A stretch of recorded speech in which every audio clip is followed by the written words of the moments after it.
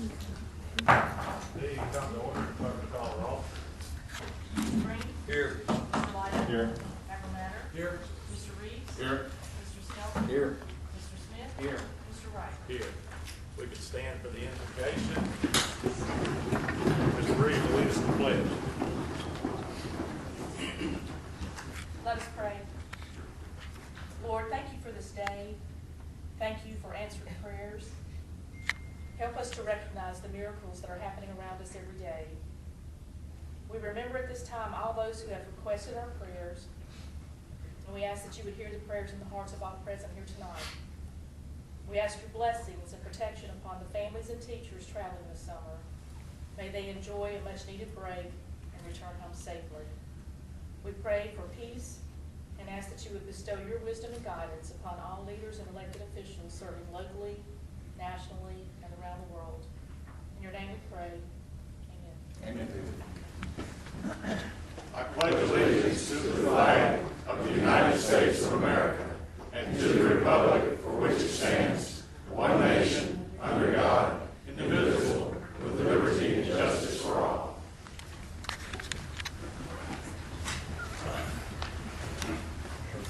Reports, Councilman Green, I think you have a point to the BZA. Yes, Mr. President, I have two outstanding recommendations for the open positions on Board of Zoning Adjustment and move that Bob Brown and Jim Brush be appointed to fill these positions. So moved. Got a motion and a second. All in favor say aye. Aye. Unanimously approved. Are either of them here tonight? Each of you received a copy of the May 16th regular meeting and June 2nd work session minutes, and so I take a motion. Mr. President, I would move that both sets of minutes be approved as presented without review. Second. Motion second. All in favor say aye. Aye. Opposed, nay. Minutes are approved. Resolution 540816, Mr. Walden.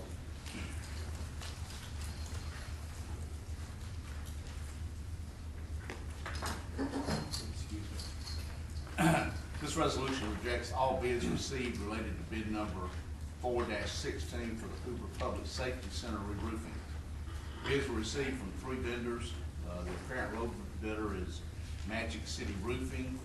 They've been unable to produce appropriate documentation to substantiate their lightning protection subcontractor meets qualifications for driving the bid. As such, Magic City Roofing has withdrawn their bid. The city architect and city staff intend to revise the specifications and rebid the project as soon as possible. Mr. President, I would move to approve Resolution 5408, thus rejecting the bid. Second. Motion is second. Discussion from the council. Mr. President, Mr. Powell, how are you going to modify this to have more vendors bid? Remember, this is related to the lightning protection system in particular, and we plan to open it up so that there are a larger number of lightning protection contractors who are eligible to serve as subcontractors on the project and come from a farther reaching area. Good, thank you. Are they going to be bid separately? No, it's part of this, the bid specifications for the re-roofing project itself. Additional questions from the council? Questions from the audience? Hearing none, all in favor say aye. Aye. Opposed, nay. Resolution passes. Resolution 541516, Mr. Walden. This resolution awards bids for traffic control and traffic safety equipment. Bid number 0916 as follows. Product groups A and E, Traffic Products Incorporated. Product group B, D, F, G, H, K, L, M, and N to Temple Incorporated. Product group C to Gray Bar Electric. Product group J to Buffalo Electric Company of Alabama. Product group P, Traffic Control Systems Incorporated. There were 7 vendors that bid on the project. After reviewing all of the bids received, the above listed vendors were found to be the lowest responsible bidders in each category of each group. Mr. President, I would move for approval Resolution 5415-16. Second. Motion is second. Discussion from the council. Yes. Mr. President, there were several of these items for which there was only a single bidder. Mr. Powell, is there any way that we can accept these bids, or should we go back and negotiate with these people, this single bidder on any of these items? Mr. Reeves, that would certainly be an option for you as a council to act in that manner and authorize us to negotiate, or authorize the mayor to negotiate in those situations rather than accept those bids. I will say though, the reason why my recommendation is that we go ahead and award is most of these product groups are a particular manufacturer, and they have a sole representative who is authorized to provide those products in this particular area. So we'll have limited success, but certainly would be open to those negotiations if we would like to go in that direction. Mr. Powell, Yes, sir. in your opinion, are these bids by these single bidders reasonable bids within the area in which they're bidding? Yes, sir. Based on the knowledge that I have of the products, yes, sir. Thank you. Additional comments from the council? Any from the audience? Hearing none, all in favor say aye. Aye. Opposed, nay. Resolution passes. Resolution 54-16-16. Mr. White. This resolution amends the budget for the fiscal year ending September 30th, 2016. There's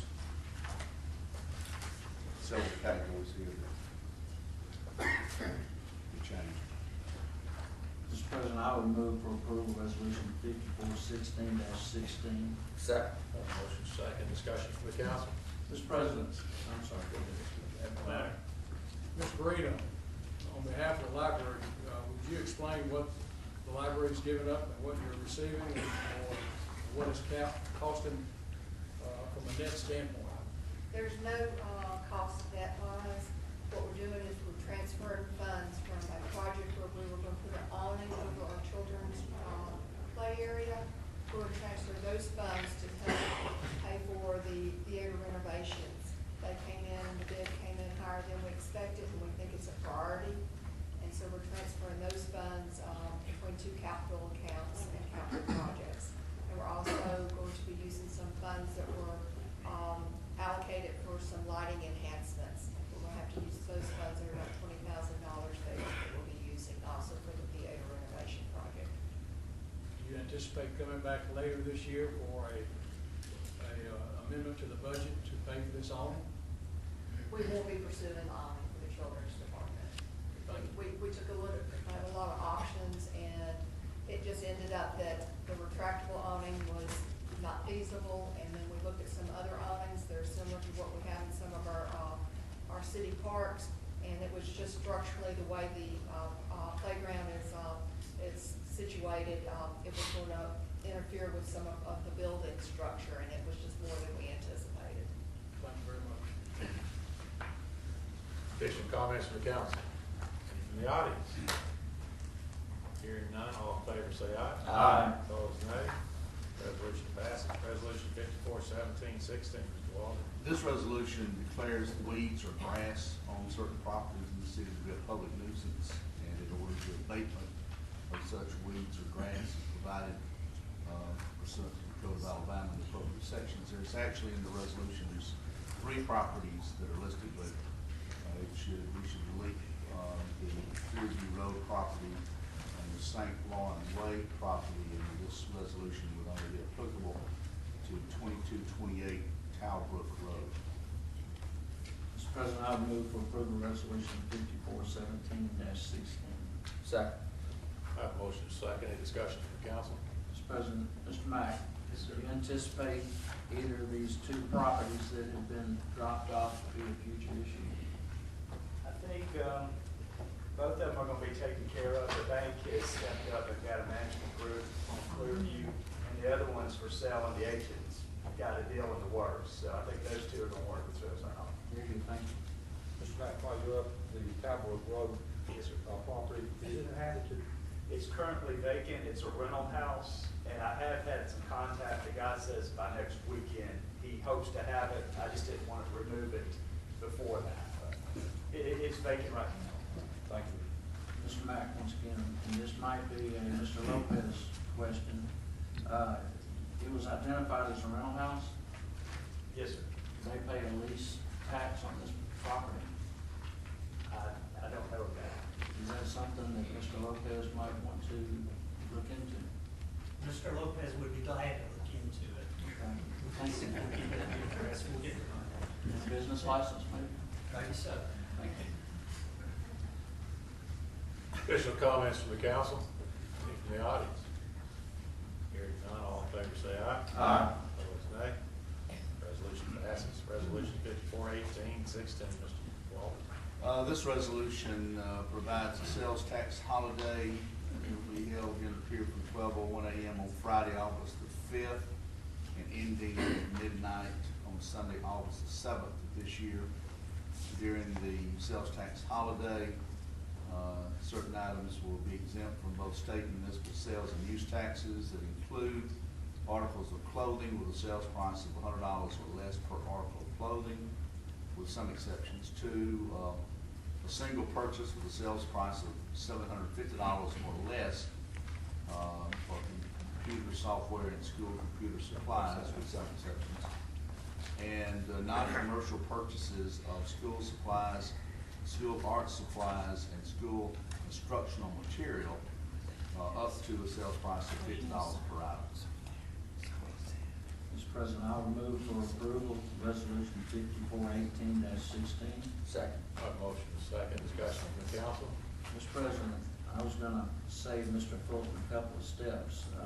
I know previously he had brought up maybe extending, the sales tax holiday. He had requested a week. I don't know, that would probably be too much. I don't know if maybe we wanted to do 1 or 2 more days. Perhaps Mr. Lopez could tell us what we would decide on. Sales tax holiday, the days and the times and the exemptions are set by state legislative act. In order to extend it, we would have to go back to the legislature, and the state would have to agree and also extend their state sales tax holiday. A little late for this year. Yes, sir. Thank you. Additional comments from the council? Any from the audience? All in favor say aye. Aye. Opposed, nay. Resolution passes. Resolution 54-19-16, Mr. Walden. This resolution authorizes the acceptance of public improvements within the right-of-way of Lake Cyrus, 10th Sector, 6th, 7th, and 9th additions, fronting lots 123, 124, and 234, 237. These additions have been inspected by the city's building inspections department, and it's been determined that the required public improvements and repairs have been made within the road right-of-way. Building inspections has recommended that these improvements be accepted by the city as public improvements, and that perpetual maintenance of such improvements within the road right-of-way be accepted by the city. Mr. President, I would move for approval, resolution 54-19-16. Second. Have a motion and a second. Discussion from the council? Discussion from the audience? All in favor say aye. Aye. Opposed, nay. Resolution passes. Resolution 54-2016, Mr. Walden. This resolution declares certain equipment and vehicles as surplus to be sold as is at a public auction. The resolution further declares certain police motorcycles as surplus to be sold to local law enforcement agencies. Mr. President, I would move for approval, resolution 54-20-16. Second. Have a motion and a second. Discussion from the council? Mr. President, is Chief here tonight? Al? This resolution calls to be sold to local law enforcement agencies. It's a working session. Out of state. We do have a couple of agencies from out of state that they are interested. I don't think. So local includes out of state? No, sir. Should we amend the motion? If that's the case, then I would like to amend the motion that the sale of the surplus items be given the opportunity to be sold outside the local community. Second. Motion second. All in favor? Aye. And motion passes. Any further discussion from the council? Any from the audience? All in favor, of the amended motion, say aye. Aye. Opposed, nay. Passes. Resolution, number 13, Mr. Walter. Sorry. We can take those in unison if we could.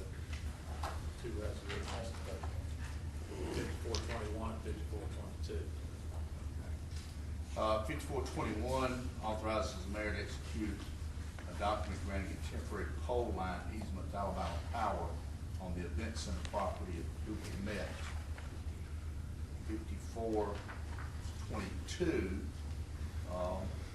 authorizes the mayor to execute a deed granting distribution facilities easement at the, for the power company at the event center at Hoover Met. Mr. President, I would move for the approval of resolutions 5421 and 5422-16. Second. I have a motion and a second. Discussion from the council. Any from the audience? All in favor, say aye. Aye. Opposed, nay. Resolutions passed. Second reading ordinance number 162301, Mr. Walter. This ordinance amends the municipal code by adding chapter 8, article 13, sections 8-401 through 8-414. It provides for the regulation of solicitation and peddling in the city. Under these regulations, solicitors and peddlers will be required to obtain a permit, identification badge from the city's revenue department in order to solicit or peddle at residences within the city. As part of the permit approval process, applicants will be required to undergo a criminal background check. Solicitors and peddlers will also be required to abide by rules of conduct set forth in the ordinance, including but not limited to the hours of solicitation and not entering upon property marked with a no solicitation sign. The law requires that this ordinance exempt certain individuals and organizations from solicitation requirements, including but not limited to any solicitation made on behalf of a local affiliate of a national recognized charity or benevolent entity such as the Boy Scouts, Girl Scouts, etc. Any solicitation made on behalf of an organization or group affiliated with primary, middle, or secondary education, or a canvasser as defined in the ordinance. Mr. President, I would move for adoption of ordinance number 16-2301. Second. Motion is second. Any discussion from the council? From the council. Mr. President, I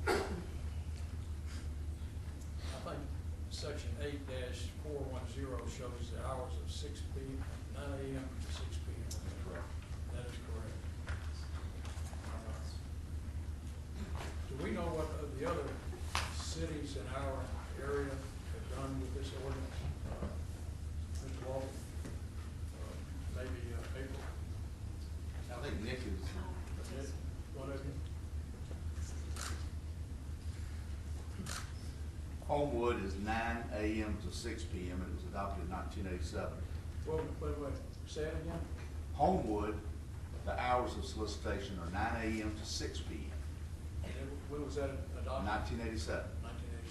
1987. Vestavia is 9 a.m. to 7 p.m. It was adopted 2012. Irondale is 9 a.m. to 6 p.m. It was adopted in 2015. Pelham is from 9 a.m. to 1 hour after sundown. It was adopted in 1978. Helena doesn't have one. They have one that's proposed, we understand, that's 9 a.m. until sunset. Calera has one from 1978. It's 9 a.m. until 1 hour after sundown. What about Mount Brook? I have Mount Brooks. Did y'all? Yeah, Mount Brooks. Yeah. They barred it completely. Mount Brook has an ordinance which bars solicitation related. I just looked it up, Admiral, that was passed in 2010. 2010, thank you, sir. It just gives me some concern that since our working session, the first reading on this, that we received letters from the companies, and I don't know where these companies are home-based out of. You know, Mr. Walker? No. What other details are?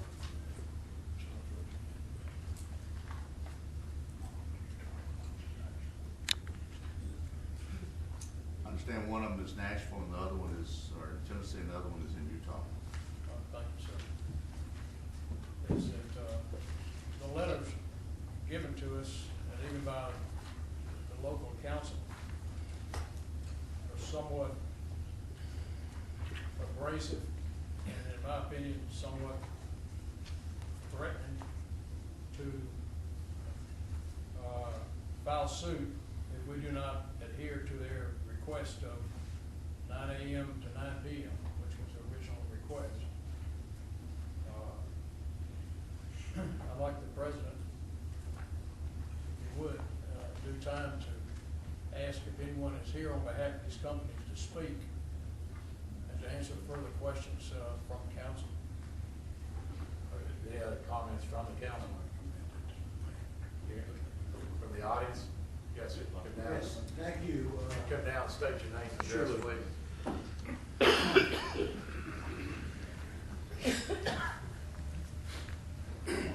Thank you. My name is Frank Young. I'm a practicing attorney here in Birmingham with the Red Mountain Law Group, and I am here on behalf of Vivint, Inc., a home monitoring internet smart device company that's headquartered in Utah. We have 21,000 customers here in Alabama, over 1 million customers in the United States. We're a worldwide company. We have quite a number of active customers here in Hoover. And I would like to speak to the question of extending the time beyond 6 p.m. And I certainly don't want to take my presence here as an indication of any type of gesture other than to try to persuade you all to get a little closer to what the close of business time is, particularly during the summer months when it is light until around 9 p.m. And when this ordinance was first proposed, there was a 7 o'clock time frame, which we could live with. Frankly, the 6 o'clock time frame, we believe, does not really do a service to your community, because there are a lot of people that frankly, who would be the decision makers for really evaluating a product such as this, which really kind of connects the internet to your smartphone for all of the devices in your home, including health monitoring, taking care of pets, turning lights on, all of those kind of things. The technology is developing so fast it's almost hard to keep up with.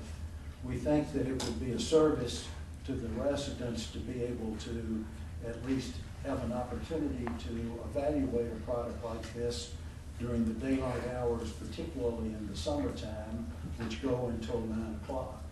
We've sent a letter as well, and if you survey, I think what the municipalities are doing in the later stages is extending that time frame. And my purpose to be here tonight is to ask you to consider to at least extend it back to the 7 o'clock time frame. And frankly, to consider even a longer time frame, particularly in the summer months when daylight runs until 9 o'clock. I'll be happy to answer any questions you all might have, or expand on this request if you think that would be helpful. Mr. Young, it was my understanding that, it may be a misunderstanding on my part, that Southwestern Advantage requested a 9 a.m. to 9 p.m. And I'll let him speak in just a minute, but you do not represent Southwestern Advantage. You represent Vivint. I do not. I represent Vivint. I honestly didn't know anyone else was going to be here tonight. Our request is frankly not that specific. It's really to extend it beyond the 6 o'clock time frame, which does not really, we don't think works and has some issues with it. A letter we received from the Assistant General Counsel of Viva basically said 9 a.m. to 8 p.m. That was their request. That's correct. Our best circumstance would be 8 p.m. Or dusk, whichever would be later. Earlier? Whichever would be later. But honestly, we would be very happy if you would extend it beyond the 6 o'clock deadline, which we think is too restrictive. Just as a side note, since Mount Brook has a non-solicitation ordinance, are you familiar with that ordinance? I am not.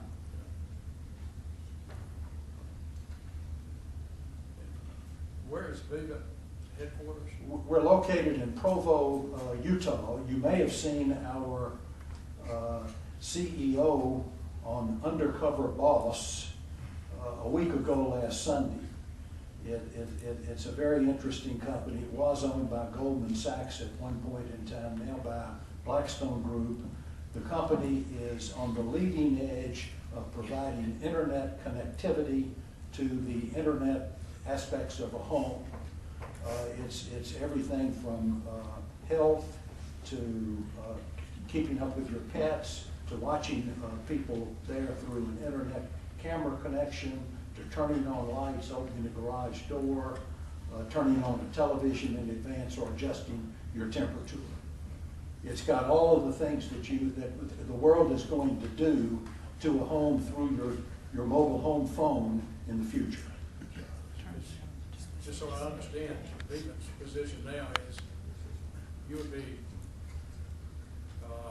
content with the ordinance being modified from 9 a.m. until 7 p.m. We would accept that. The 6 o'clock is frankly unworkable for the purposes of our company's business model. Thank you, sir. Mr. President, Mr. Young, while you're there, didn't Blackstone used to primarily be a long-distance phone card company? They were, that's correct. That's where they were born out of? That's correct. You say that you've got somewhere just north of 20,000 customers in Alabama? 21,000 in Alabama. 21,000. Walter, what's the population of the state of Alabama? I'm just gonna take a swag and say it's 4.4 million. 4.3 million.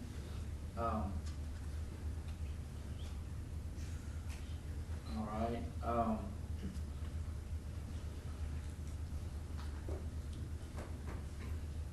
guess I'll reserve any other comments for the next speaker. Mr. President. Mr. Young, who does the company utilize as solicitors? The company has a group of professional solicitors who are trained both in Utah as well as here in Alabama. Are they employees or independent contractors? They're employees. They are that work, employees? yes. And many of them are repeat people who have been to Alabama many times. Our office participates in the training of all of these representatives. They are licensed by the state. They go through a very rigorous examination to be able to get the product knowledge and understand the ethical rules, which are extremely important to Vivint in what they do when they make an approach to a door. And they are trained not only on the ethical rules, their product knowledge is very key because of this is a service they're really selling, not a product as much as anything. And the other people that are licensed and highly trained are the technicians that also are key to this particular company's business plan, because they have to actually set up the electronic equipment that interrelates with the cell phone and the Wi-Fi connectivity that you get in the home. And likewise, they are covered by your liability insurance? They are. Thanks. pay unemployment tax to the state of Alabama?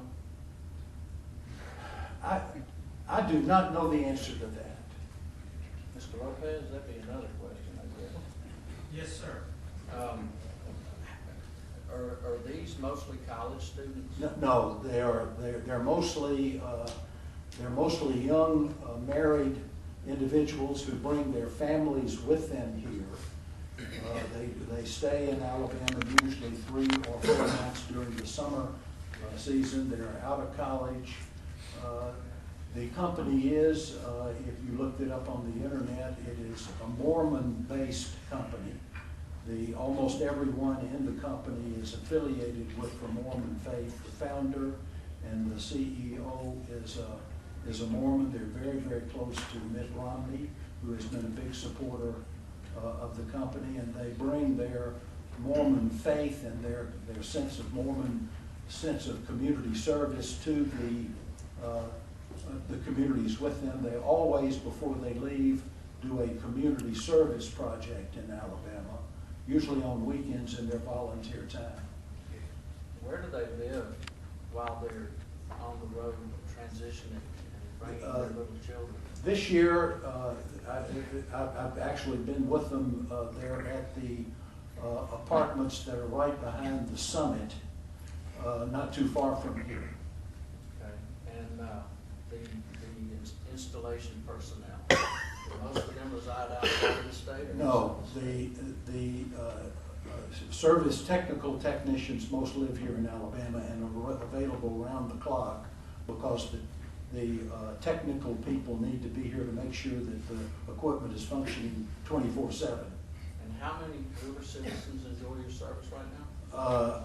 I believe there are, I'm not exact, I think there's somewhere around 75 that we have. 75 out of 85,000.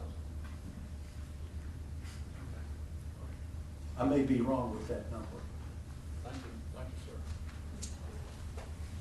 Other comments in the audience?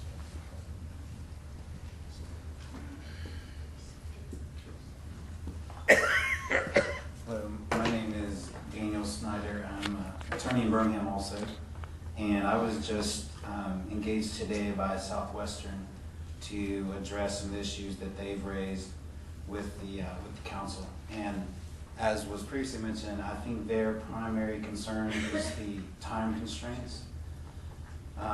As I looked into it today, I've found some other issues with the statute that I think would be of concern for the city itself in having it be viable. But for my client, their main concern is just the time constraint. And what is your, again, Southwest Advantage request from 9 a.m. to 9 p.m. Sure, I'll explain what they do. Most of you guys are, I'm sorry. Is that correct? That's, from what I remember, it was till dusk or 8:30, whichever was earlier. I don't believe that's what their letter said. Is that not what the letter said? I just got involved today, but I think that they would be fine with anything in that time range, Time range being what? around dusk. So mainly they're worried about summertime. They hire college kids to sell books during the summer to make money for their school year, the upcoming year. And so that's really what they're concerned about. In the summer, when it stays light longer, they want their people to be able to go out and make sales and to be able to solicit. And so from my conversation with Gary, the counsel there, he mentioned dusk, I think. You mentioned that they hire college kids. These college kids are independent contractors. Yes, they're independent They're not contractors. employees. They're not employees. As far as I know, they're not Do employees. you have liability insurance on them? I don't know anything about their insurance. I know that they're, from what I was told, they're independent contractors that do this as a summer job when they're out of school. And how many of them do you anticipate being in the state of Alabama or, say, in Jefferson? I don't know what those numbers are. I think last year they had one person apply in Hoover. maybe it was 2 or 3, but it's, not huge numbers. And this company is out of Nashville? Yes, it's I think about a 160-year-old publishing company, so they've been around for a while. They've changed their names half a dozen Yeah, times. I think they have.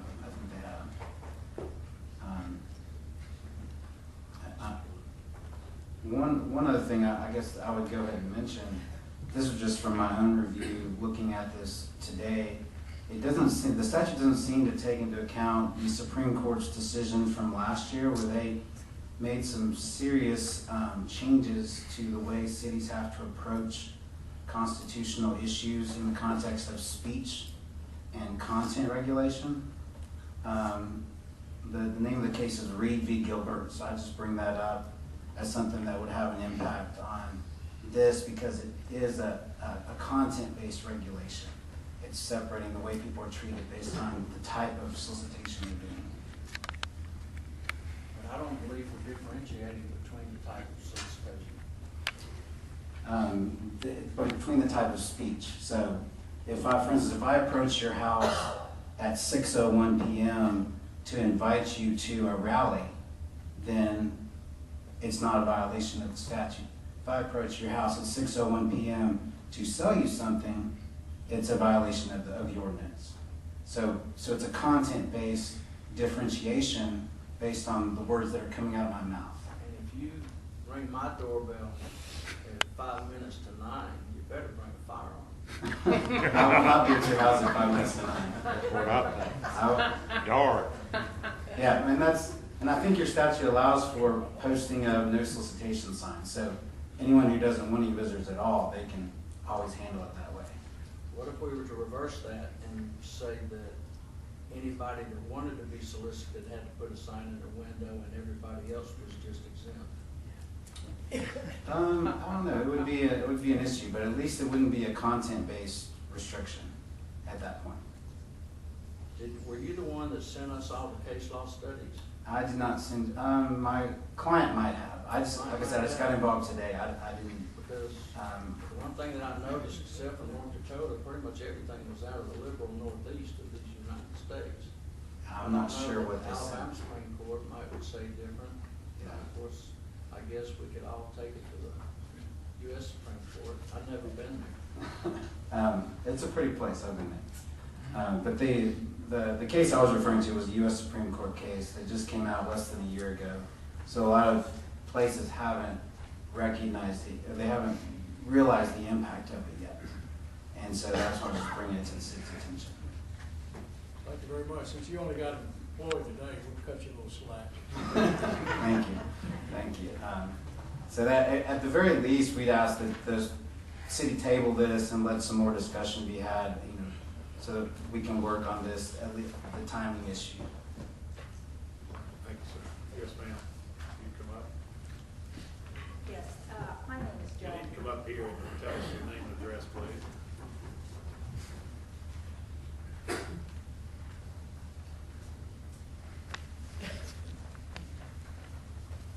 My name is Joan Decco, and I live in the community of Arbor Hill, and I am the chair of the Neighborhood Watch Committee.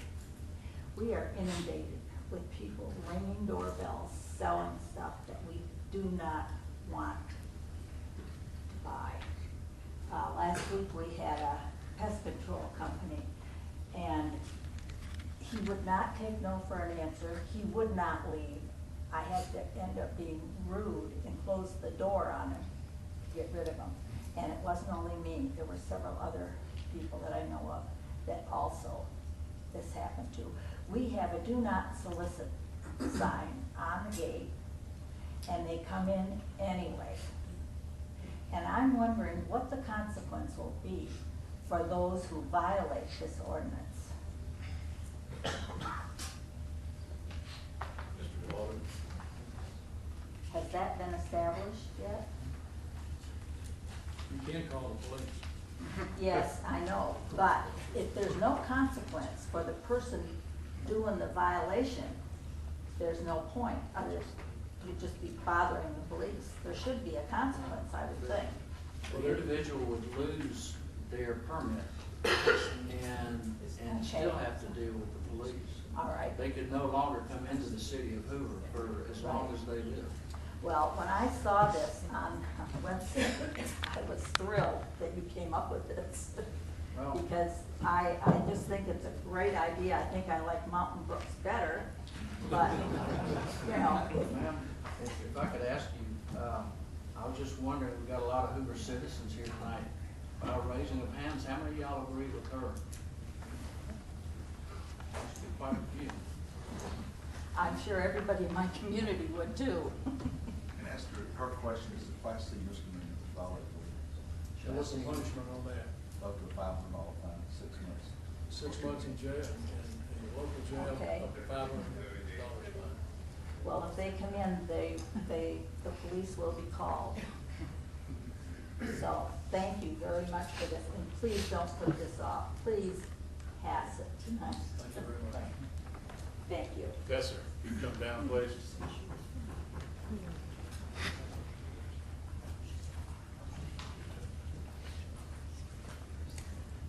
My name is Dennis Davis, and I live in the Arbor Hill community also. I kind of like what Mr. Smith said down on the end. If you come to my house after 8 o'clock at night, ring the doorbell, you bring a firearm with you. I just want you to know that in our neighborhood, we have a lot of elderly people who live by themselves, and they are afraid to death of these people ringing their doorbells all times of day and night. My wife today just had another incident where after I leave home, somebody comes ringing the doorbell. And, you know, I don't particularly like these people coming in our neighborhood, period, soliciting.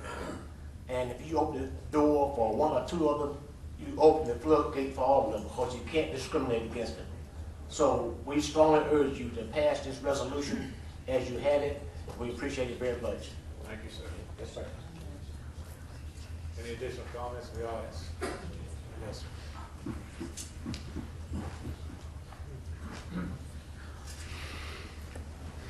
Name and address, please. Tim Carter, 3455 Sheila Drive. I came here for another purpose tonight, but after hearing this amendment, I also agree with the last two speakers, and I was just thinking as y'all were talking, it's like, you know, I get these phone calls all the time. I'm on the do not call list, still get them, get private numbers. If I get aggravated, the same one's calling again, I finally pick it up, and it's a voice thing, and then you don't really get anybody to say, put me on, you know, I'm on the do not call list. But same thing with the solicitors. And, you know, I can choose to ignore the door and just not answer it, but I work in my yard a lot. I do gardening. Some of my neighbors here tonight, they can tell you, you know, I'm all the time in my yard doing gardening, and, you know, if they're soliciting in there, they're going to hit me up if they see me.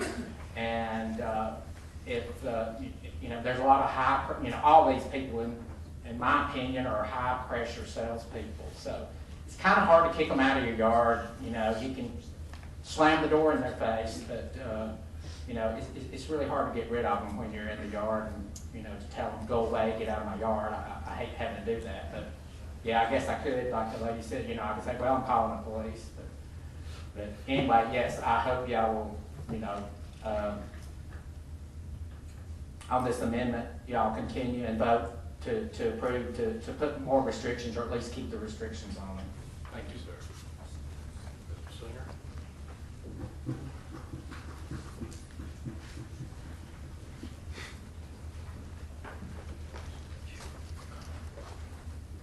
Arnold Singer, 613 Riverhaven Place.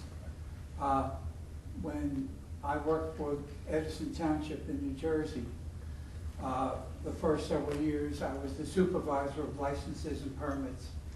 And it was my department that actually issued the peddler's licenses. We found that there were good solicitors and there were problem solicitors. And for the most part, it depended upon the kind of crew leader there was. We had good experience and bad experience with the Southwest, I think, is that Southwest? Southwestern. Southwestern, okay. And typically the solicitors that they use are from quite a distance away. And that's where the crew leader had the advantage in dealing with them. What we did from an education point of view, we suggested very strongly that they could be a lot more productive if they would make telephone calls and be invited to come and make their presentation, as opposed to just pure cold calling. So that was our experience. Mr. Singer, you're having had experience in this field before. I've heard stories of van loads of these college students coming into areas, and then one or more decide that they just don't care for it, and that they get abandoned on the side of the road with no money, no way to get home. Did you have any of those issues when you Yes. I was trying to be nice. Okay, that's why I said it's all a matter of the crew leader. It's a matter of, are you meeting the productivity, et cetera. But, you know, there were some great outfits that were involved. Now, I'm sure this ordinance, which I haven't read, exempts people during the political season from going around door to door, that there are no restrictions on I wish that. it didn't. Well, it's a matter of getting yourself in shape, Gene. That's very true. I'll meet you at 7 in the morning. Mr. President, if I Without a could gun. have one statement, especially to the folks from Arbor Hill and any other neighborhood that has a homeowners association. Section 8-409 of the proposed ordinance says that a solicitor cannot enter a neighborhood lawfully if the sign exists. So should this pass tonight, in essence, you'll have a Mountain Brook-like ordinance. Yes. They can't come at all. Thank you. Okay, so for that. want to make that clear, that you can call the police immediately you see them. Yes. Any further discussion, Mr. President? Yes, sir, Mr. Adams. Based on the discussion and information received, and also based on the recent Supreme Court ruling, which I've read and gone over, it is it's recommended that this ordinance be modified, the hours of 9 a.m. until 7 p.m. and not become effective until June the 13th. I've got a motion to amend the ordinance on the second reading. Okay, Mr. Walton?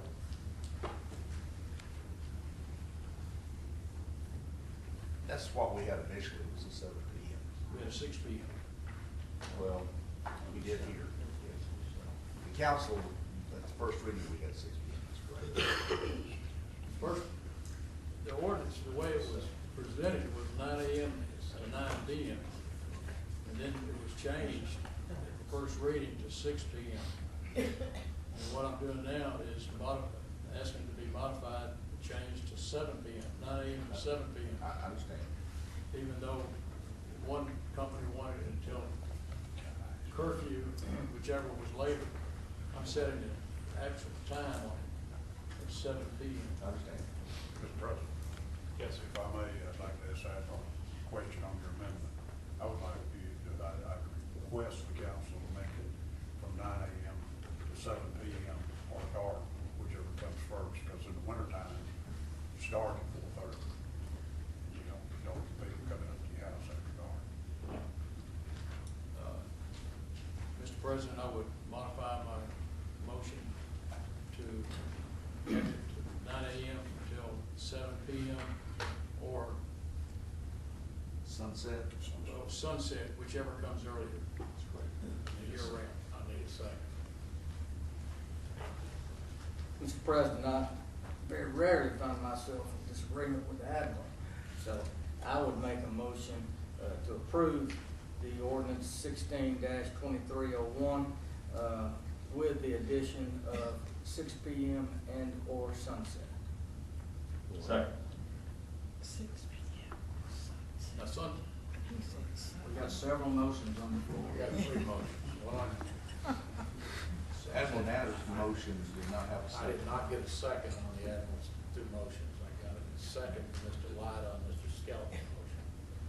Any further discussion on Mr. Skelton's motion that's on the floor? Yes, Mr. President. Sunset in the summertime may be 9 p.m., Said and/or which comes earlier. but in the summertime, it's 9 p.m. or It's later. 6 o'clock. It's still gonna have the 6 o'clock provision. Would you restate your motion? Yes. I would move for approval of ordinance number 16-2301 as presented with the addition of and/or which sunset and/or which is first. 6 p.m. or sunset, or whichever sunset. comes, whichever's first. Whichever's first. That's what you seconded, Mr. Lyda? Yes, sir. For the earlier of sunset, Earlier or of. 6 p.m. Yes. Mr. Clerk, call the roll. Mr. President, does my motion need to be tabled? Did I ever get a second on the motion? Yes, sir. In order to have discussion. Actually, I think that Councilor Wright's, Skelton's motion should be considered an amendment. Then we take the amendment up and then take it up to the motion chief. Am I correct? So you take up the amendment, and then you would take up all, Councilor Smith's motion. I'll make it easy. Okay. Mr. Green's stomach starting to rumble. Here's what we have. Councilor Smith has withdrawn his motion to adopt. There's a motion, there's a resolution that has been read. I'm sorry, there's an ordinance that's been read for second reading. So now we have an amendment to the ordinance by Councilor Skelton, seconded by Councilor Lyda. You can take that up to make that amendment, and then somebody can make the motion to adopt the amended ordinance that's read. So I need to move for approval of the amendment. You don't need to do anything. You've made your motion to amend the ordinance. We'll vote on Mr. And it's Skelton. been seconded by Mr. Lyda. Y'all vote on the amendment. If it passes, then someone can make a motion to adopt. Margie, will call the roll? Mr. Green? Aye. Mr. Lyda? Aye. Admiral Natter? Aye. Mr. Reeves? Aye. Mr. Skelton? Aye. Mr. Smith? Aye. Ms. Wright? Aye. Now we'll vote, Mr. Smith. Mr. President, I would move for the adoption of the most recently amended versions of ordinance number, let's find it here, 16-2301. Second. I have a motion to second. Clerk, call the roll. I have a sidebar with my co-counsel.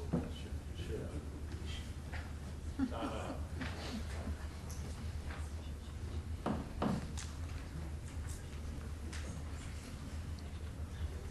Where does it stand now?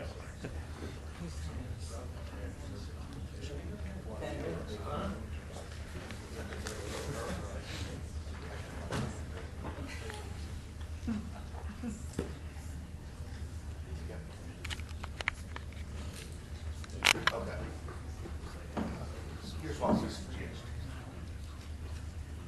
Because we're amending the ordinance on the second reading, we'd suggest, Margie, that we suspend the rules as has now been amended and adopted as a first reading. And we get the same effect, it won't change it, but what we've done, we had a first reading of the ordinance and we had a different time than the one that we're adopting. So we've amended the ordinance. So what we're suggesting is that we suspend the rules, make this the first reading of the ordinance as it's been amended with a different time in there, and then move to adopt after the rules are suspended, and go back to the regular order of business. Margie, you'll call the roll, suspend the rules. Mr. Do we need Green? a motion? I would. I'm gonna, It has to be unanimous. Okay. I would like to rescind my second motion and make a motion that we suspend the rules for immediate consideration. Second. I have a motion to second. Clerk, call the roll. Mr. Green? Aye. Mr. Lyda? Aye. Admiral Natter? Aye. Mr. Reeves? Aye. Mr.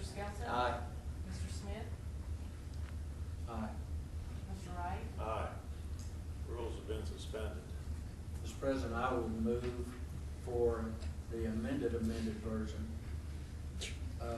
Ordinance number 16-203-2301 be adopted as presented through the amended ordinance. Second.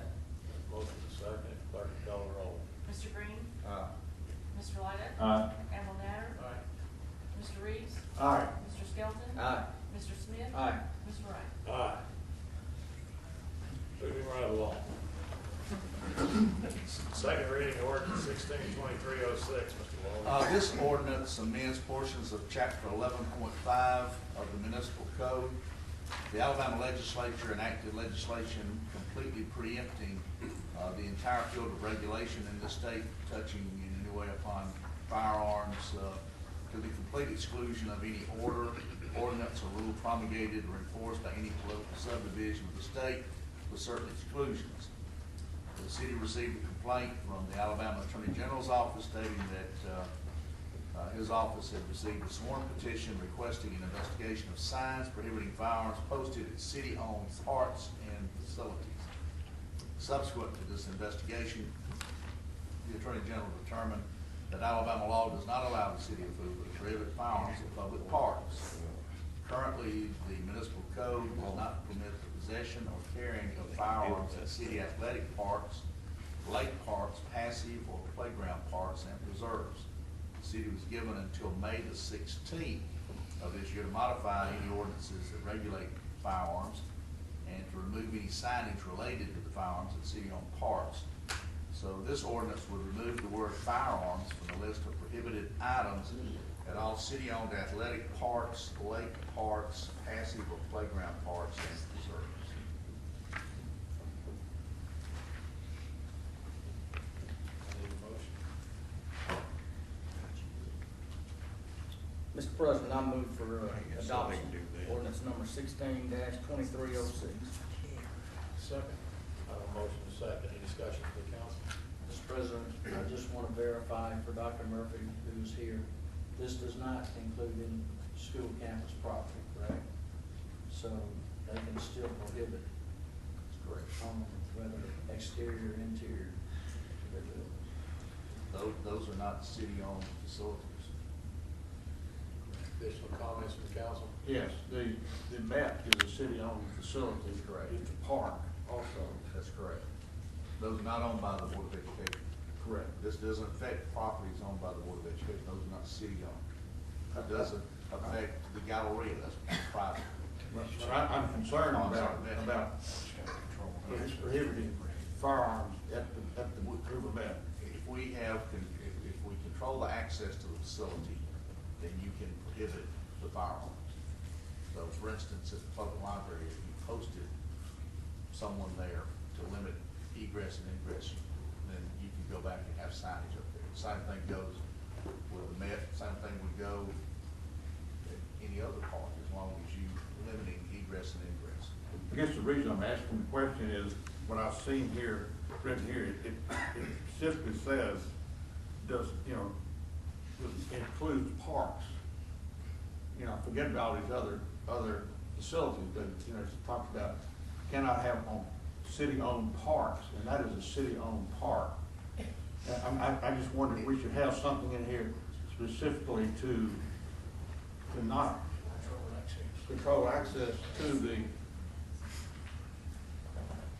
Control access to the camp.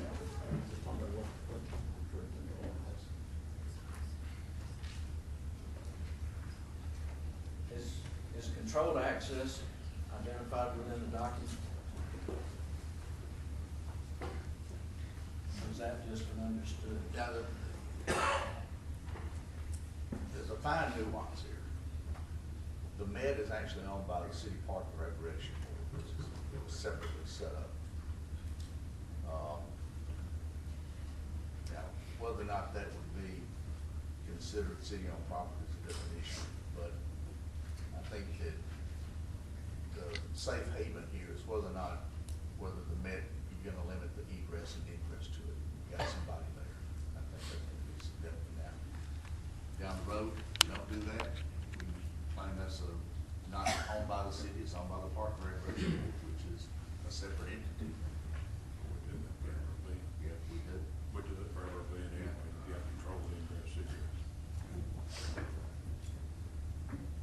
think that it's a much sounder argument that we control egress and ingress, so we can have signage there, as opposed to it's not really city property because it's not a park recreational, but that's my opinion. Mr. President? Yes. Just to clarify, the library does have a policeman which controls the ingress and egress at the library. So the library, the Hoover Public Library, no weapons are allowed. And it does not come under this Attorney General rule because there is a policeman posted there.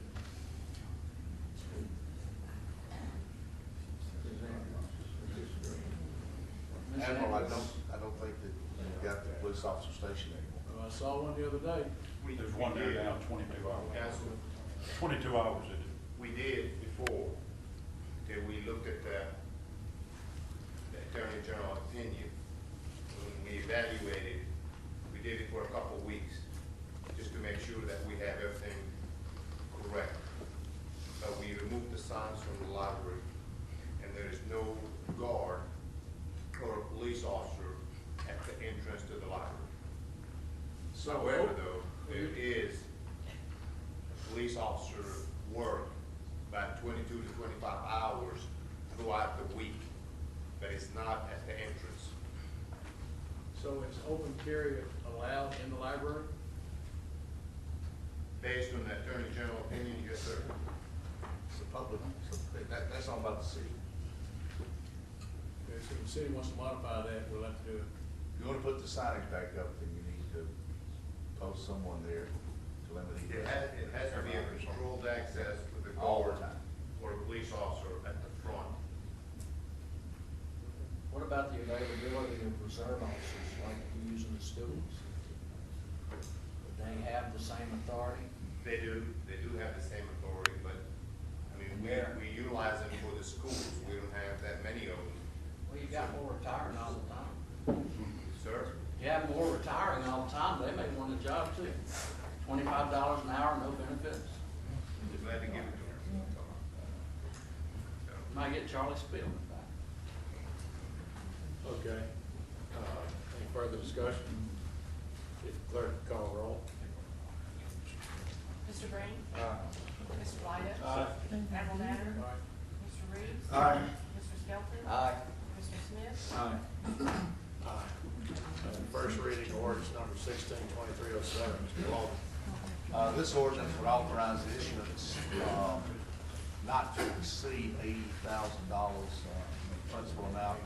I'm sorry, $80 million principal amount of general obligation warrants, series for 2016.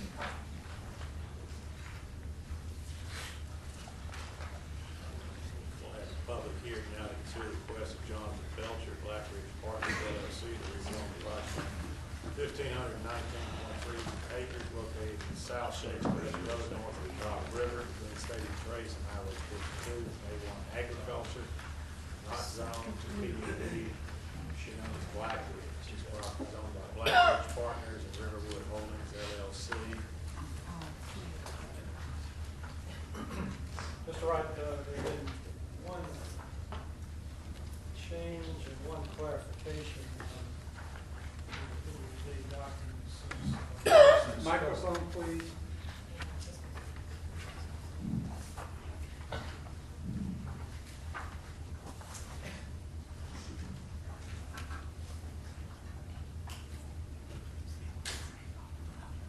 Last time this was presented to the City Council, and I have a summary before you. The amendments or changes to the summary are indicated, highlighted in yellow. At the top of the second page, as you know, there's some discussion about the density to be reserved, and it would be reserved by the developer in the future. That item or that concept has been eliminated. So now we're proposed to build 1,150 dwellings with a total of 2,232 units of density, which would not be used at all on the property. Going back to the justification for that, there's 3,382 units allocated to this property back in 1994 as part of the annexation agreement, the guidelines. And so using that starting figure, 3,382 minus the 1,150, 2,232 units will not be developed. Could be developed, which is a reduction of about 2/3 of the density. The point of clarification is the last item on the third page, which deals with a $1,500 fee to be paid at the time building permits are issued. There was some clarification needed as to whether this was $1,500 that the city currently charges for a building permit fee as the base house fee, or whether this was in addition to that. The text of the ordinance has been amended to reflect that this is in addition to that $1,500 fee. So an applicant for a building permit for a home in this project will pay the $6 per thousand standard fee, a couple smaller administrative fees, the $1,500 base fee, which is currently paid, and then an additional $1,500, which is unique to this project. General overview is it's 1,523 acres, 1,150 dwellings. The applicant certainly is here to make a presentation to describe it. 0.76 units per acre. Mr. House, when was this land annexed into Hoover? What year? 94. Additional questions from Mr. House, from council? Mr. President. Mr. House, what are the ramifications to the city if the property were left unzoned? Well, the city has to allow development of any piece of property in the city, so it cannot stay in limbo. It must be zoned some use. Constitutional, a lot of lawyers say that it's a constitutional issue and the government can't take your property without compensation. So we have to allow, everybody has the right to develop their property. It's the city's job to determine how to develop, what is the most appropriate use of the property. Mr. House, you indicate that the front door fee will be $3,000 Yes. for the homes built, and all of those funds will end up going to the schools. Yeah, they'll all go to the city, and then it'll be up to you to determine how to. We've already passed an ordinance to deal with that. Well, this would be 1,500, would be in addition to that 15, so it's up to the city to allocate it. But the ordinance, the text of the ordinance does not deal with how those funds are distributed. It just says that they'll pay it at the time of building permit is issued. Mr. Yeager, do you see we have a budget resolution to address that in the future? Additional 1,500? Yes, sir. Council's understanding. Additional questions from Mr. House? Thank you, Mr. House.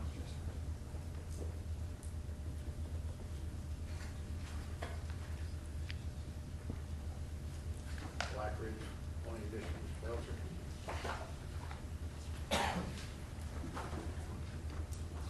Good evening, my name is Jonathan Belcher. I'm representing Signature Homes. Our address is 3545 Market Street. It's in Hoover, 35226. I've had an opportunity to read Mr. House's summary, and it is certainly covers all the main points of it, but if you don't mind, I'll have a few things that may be redundant, but a few new things to add as well. I'm presenting the Black Ridge PUD on behalf of Black Ridge and Riverwoods. The entire PUD consists of 1,523 acres, of which Signature owns 700 acres and Riverwoods owns the additional 823 acres. The property included in the PUD was part of an annexation that took place in the years 1993 and 1994. As mentioned, during that time, there was a total of 2,420 acres that were annexed. The annexation includes conditions that were based upon the total number of homes to be built. And the annexation allowed for a density of 2.25 homes per acre. That equated to a total of 5,420 homes on the property. The conditions included public recreation space, a school site, and a public safety building or fire station. The size of the public recreation area and requirement for a school site were both based on the number of homes to be built.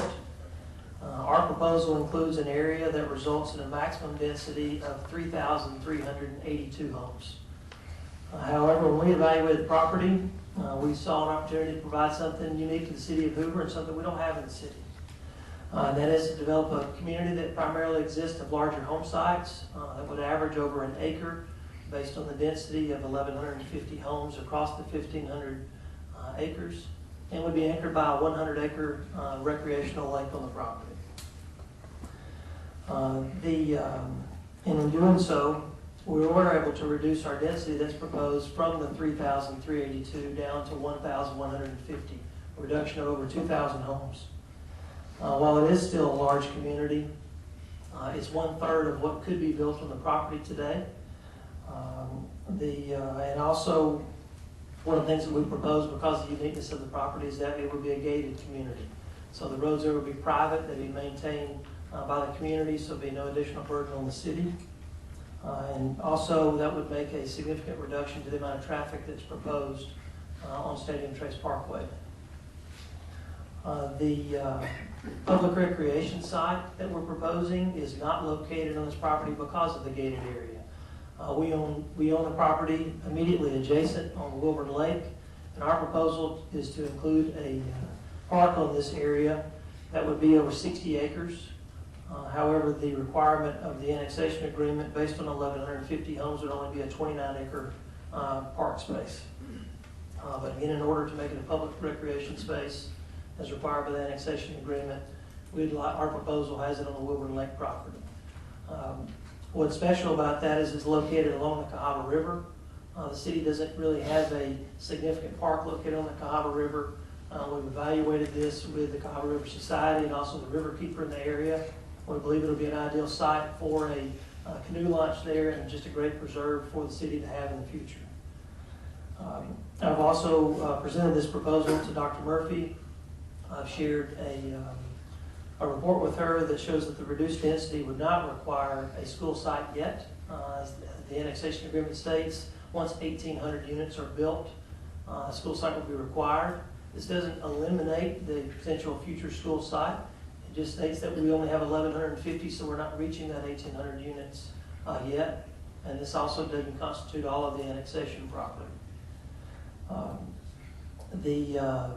I said last week I sent a proposal or a study to the city council, also to Dr. Murphy, that showed the reduction of the number of students that would result in our proposal.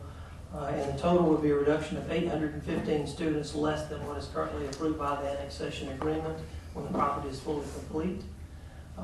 This is shown on the student forecast and new construction summary emailed to each of you. The third and final requirement is for a public safety building. Well, the requirement is placed on all of the annexation property. We've committed to the fire department that we will build a fire station at which time that the fire department deems necessary.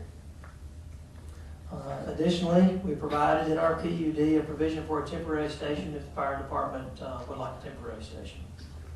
The last item I'd like to mention is the railroad crossings.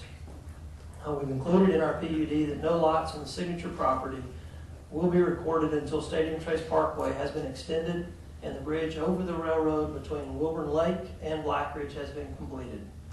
Additionally, no lots will be recorded on the Riverwoods property until the second bridge has been completed between the Black Ridge and Riverwoods property. So to recap, the density of our homes will be reduced from 3,382 to 1,150. We'll provide a public park on adjacent property that's a little better than twice the size of what would be required by the annexation agreement. And then we're providing a public safety building when and where the fire department determines to be built on the property. We are extremely excited about this. Something I've personally worked on for 9 years. We think it'd be a great addition to the city, and we appreciate your consideration. Questions for Mr. Belcher from the council? Mr. Belcher, how long before you expect your first dwelling to be inhabited? I would think it would take at least a year to complete the development, and another 8 to 10 months, so probably closer to 2 years. And how long before you think you might be 50% complete? Our PUD states that we project the development to take 10 to 15 years, so 6 to 7 years. Thank you. Yes, sir. Any additional questions for Mr. Belcher? Mr. President. Mr. Belcher, I know there was a history with Chestnut Ridge folks that had a concern about spray fields being used for sewage I know this from planning and zoning, but for my colleagues and those in attendance, can you just confirm that there will not be spray fields used here and that the sewage will be handled either by Jefferson County or other wastewater treatment? Yes, sir, that's correct. The proposal is to be provided by Jefferson County Environmental Services. There are a few of the home sites that may be serviced by a septic tank, if that makes more sense, but primarily by Jefferson County. Thank you.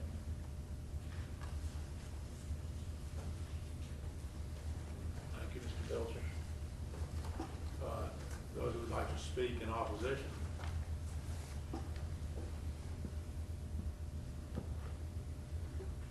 Can I just make a couple of points, please?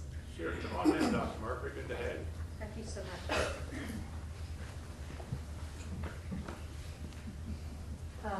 Thank you, Councilman. I appreciate the opportunity to share with you.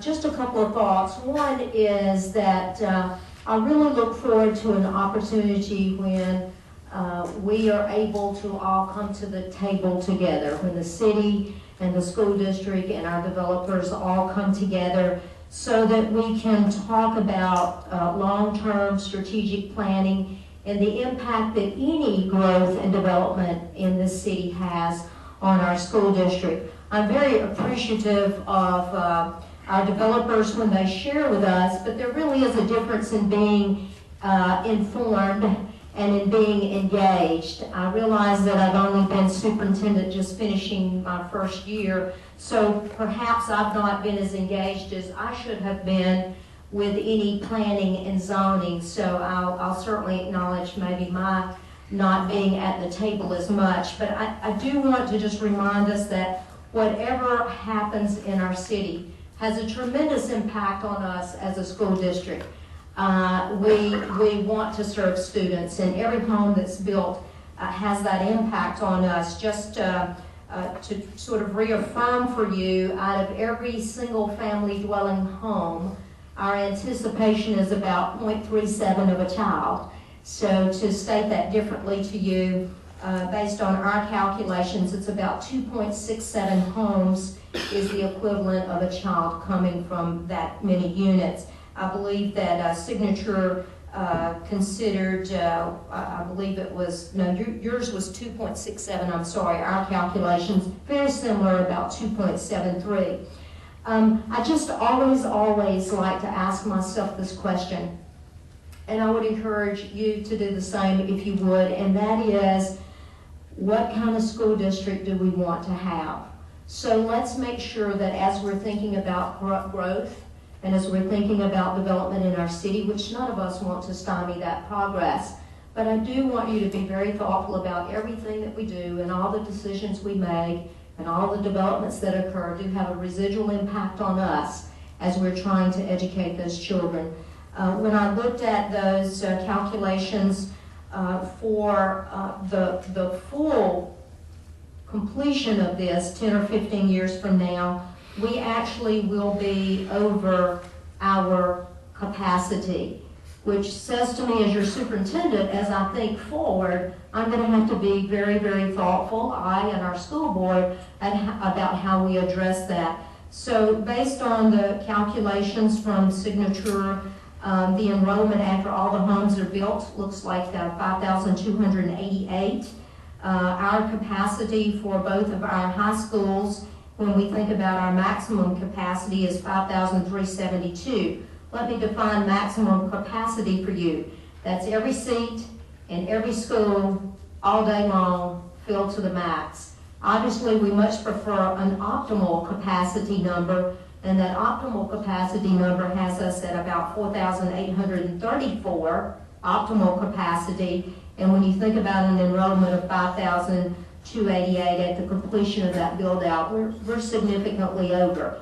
So we're going to have to be thoughtful about how over the next 10 years or whatever this build out is, how we indeed are making sure that we can facilitate and accommodate.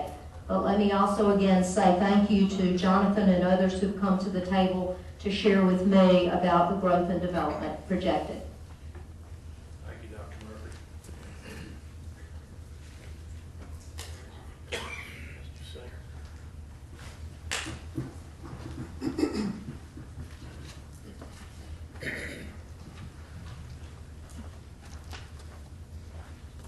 Singer, 613 Riverhead Place. Stadium Trace Parkway is a public access road. And to me, it's the most beautiful road that we have in Hoover. My suggestion would be that once access is limited, that the name of the road or street change from Stadium Trace Parkway. So, you know, that would be, to me, a very important thing, that people would not get confused as to where they're allowed and where they're not. The other thing I wanted to mention, there's been a lot of discussion about the role of developers in politics and stuff like that. And my experience has been there are great developers and there are not great developers. And the difference is very easy to tell. The not great developers take a look at the zoning ordinance and say, that's the minimum, I want more, I need more. Whereas a great developer says, I can live with the zoning ordinance, or I can live with even less than the zoning ordinance. And that's what makes a difference as to how we as a community should look at the different developments. Thank you. Thank you, sir. Additional comments from the audience? Mr. President, I'm confused by one of the statements that Dr. Murphy made. You used a 5,000 figure. What was that in reference to? The enrollment after all the homes are built out per signature would be 5,200. I'm sorry, ask me the question again. I think Okay, you had referenced a 5,000 figure. I'm asking what that was used in reference to. The total homes, enrollment after all the homes are built out, 5,288. The capacity for our high school, if we look at maximum capacity, is 5,372. Our preference would never be to push the maximum capacity, but rather to be at optimal capacity at worst case scenario, which would have us at 4,234. But are you saying that this development will bring 5,000 students to the school system? I'm talking about the capacity overall, so all the students who are already with us, plus the additional children who will come to us as a result of the development. And how many, using your figures, because I know they're different from what the city has used, how many students do you anticipate coming from this development into the school system as a whole? I'm sorry, I don't have that calculated out. We consider very close to what Signature has provided for us. They have one student per 2.67. Our calculations generally look something more like one student yield per 2.73 homes, so not all significantly. Mr. Belcher, do you have that map worked out already? Oh, yes, sir. Lisa? If I could, I'll just clarify a little bit of that, because I shared, again, the same report with Dr. Murphy as I shared with each of you. The 5,288 is the enrollment, the projected enrollment of the high school, at the high school level only.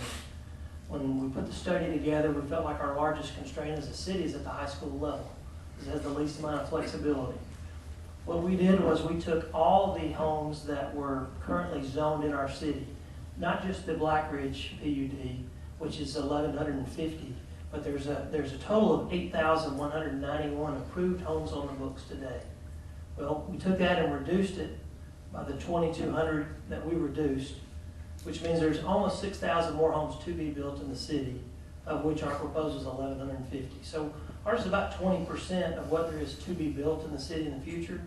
But once we build all homes on the books, assuming we did build all homes on the books, the projection based on the ratio of students per household now, we would be at 5,288 high school students. That would be when every house is ever built in the city. How many would your development alone bring to the school system? Well, it's 1,150, and that equates to, I think it was 460 something total will be the number of students I would add. And how many do you think would end up at Hoover High? I don't, I guess as a percentage of that, it'd be 40% of that, so 170, 180. Different times of their life.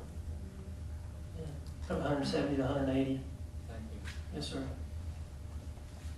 Mr. President, Yes, sir. it's my understanding, Dr. Murphy may have to clarify, but it's my understanding that the school board has an ongoing look at the future from additional schools, where to put them, and things of this nature. So the school system in itself is not stymied, it's not rock solid. So Dr. Murphy mentioned working together and being engaged, but it's my understanding that the school board continuously looks to the future as to what the needs will be. Is that correct? Yes, sir. Thank you. Yes, sir, Mr. Posey.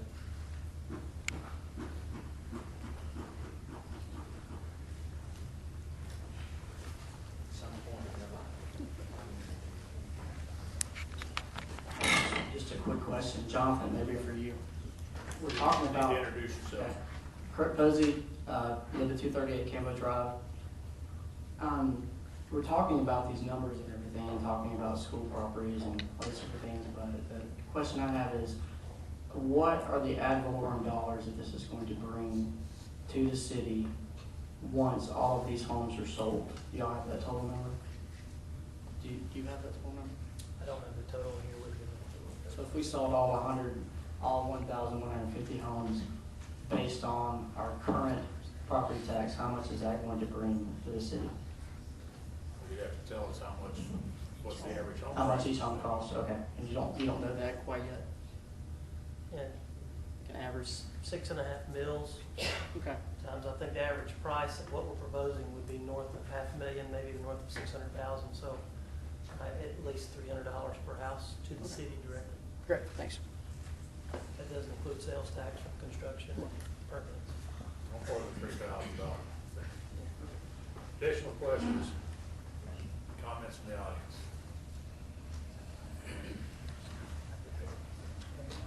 We need to read any motion, reading the ordinance, Alder. 162303. Oh, I don't think I have a motion. We never read, is there a motion? No. We never read the ordinance. Okay, this ordinance amends the zoning map of the city of Hoover to rezone a total of 12 parcels, now known as Black Ridge, as PUD, Planned Unit Development District. Mr. President, I move for adoption of ordinance 16-2303. Second. Motion in 2 seconds. Clerk, call the roll. Mr. Green? Mr. White? Aye.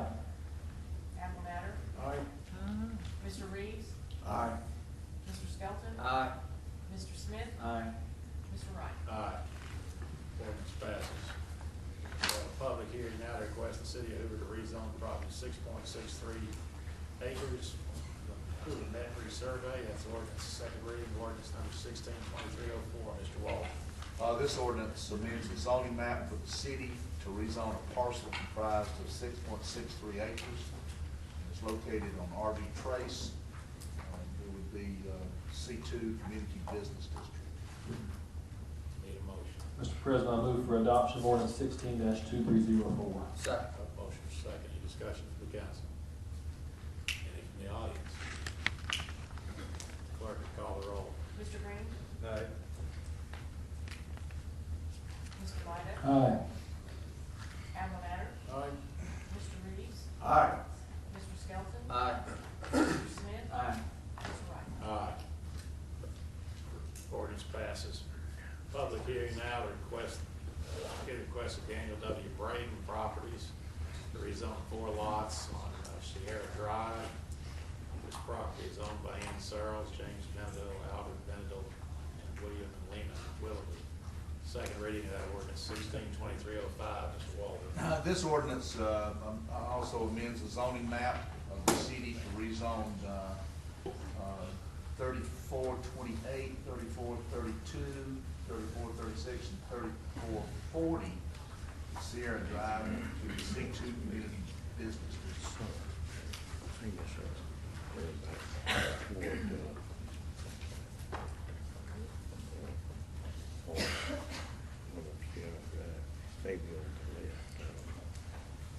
Mr. President, when the recommendation was made by the planning commission, one of the conditions stated that if the King Acura dealership was not part of this development, that the driveway onto Sierra Drive would be eliminated.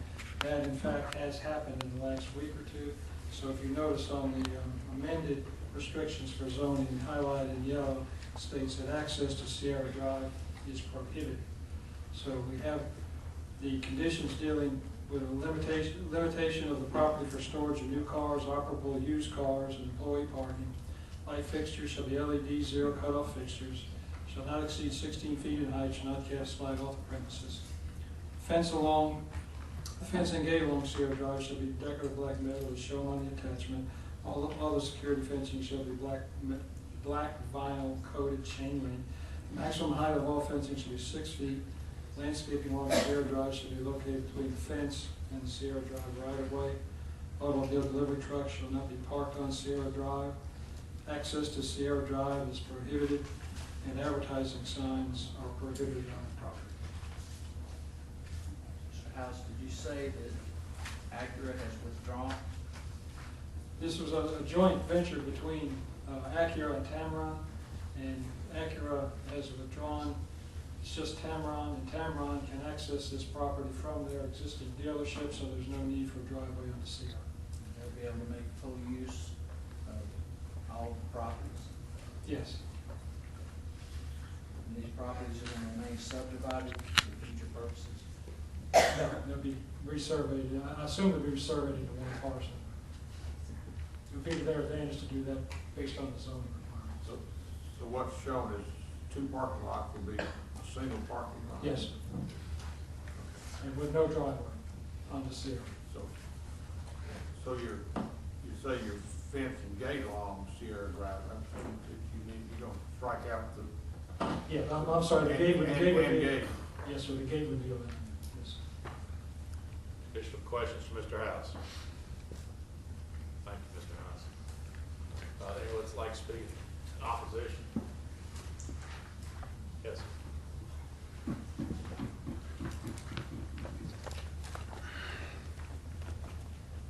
Tim Carter, 3455 Sheila Drive. I live in the neighborhood that we have to drive down Sierra Drive to get to Sheila Drive, Weeping Willow Lane, which intersects with Sierra Drive, also intersects the other side with Sheila Drive. I am happy to hear that there will be no driveway on Sierra. That was one of my biggest concerns. No access on Sierra Drive. I am somewhat concerned that now, instead of us facing smaller businesses like, we haven't had any problems with the traffic to those businesses that were in what still looks like homes. But now our neighborhood will be facing the back of the car dealerships. I mean, to me, that kind of lowers what I would think the value of our homes, the desirability, because we're sitting in the back of the dealerships rather than facing some smaller businesses.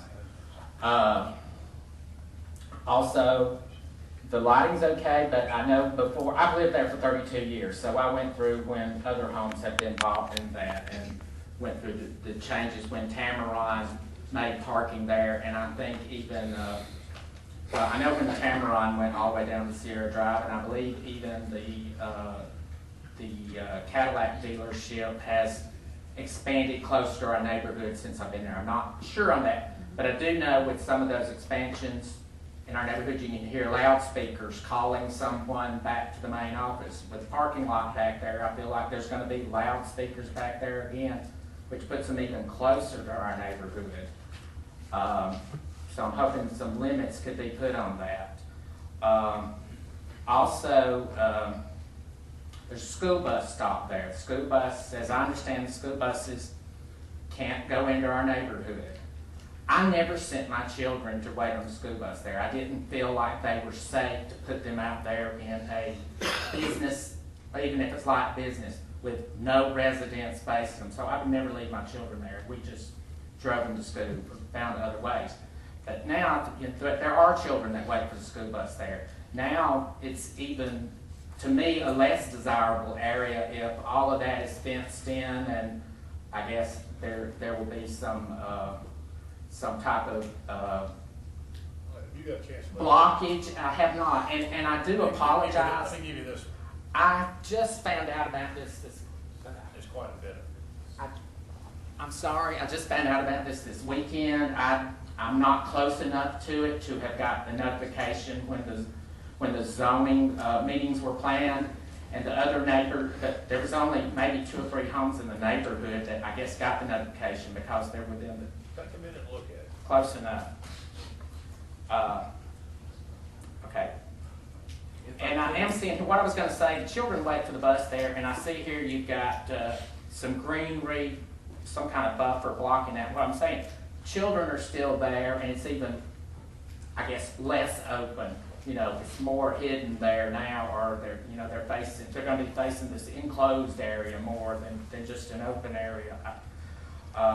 That whole side of the Sierra Drive will now be all, I guess, shaded and parking lot. And There's 2 drawings there, just take a second. okay, sorry.